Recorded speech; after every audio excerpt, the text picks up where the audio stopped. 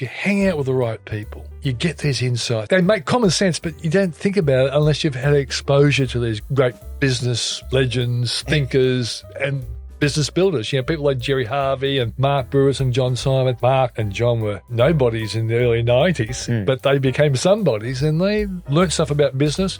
I know Mark Burris said he learned a lot from Kerry Packer, and John learned a lot from working with Macquarie and all that sort of stuff. If I give people advice, I say, just make sure you hang out with the right people. And you might not be able to know these people. Jim Collins wrote that great book, From Good to Great. I went to one of his lectures when he was in Australia, and he actually said, my family had no connection. I didn't really go to a good enough university to tap into great mentors. So he said, as a young man, I would buy the best of business books and pretend that the writer was my mentor. So he had virtual mentors. Now, isn't that a great idea? That's a brilliant idea. Great idea. Sometimes we do it by accident. We do read a great book. Well, I read Collins. Collins was a fantastic mentor to me when I read that book. But the fact that you see the value of it, and then you start thinking, well, what advice would they give me if I had this question? And so it becomes a real self-education process that's second to none, I reckon.